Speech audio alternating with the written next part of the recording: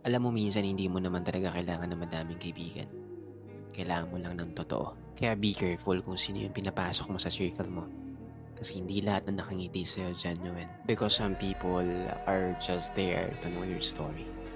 At pwede na lang yung baguhin. Kasi true friends are the ones who can protect your name in your absence. Hindi yung nagkatampuhan lang kayo kalat na agad yung negative tungkol sa'yo. At ang masakit doon, minsan sila pa yung lumalayo kapag hindi na convenient yung friendship. So please protect your peace. Kasi loyalty hits different kapag totoo.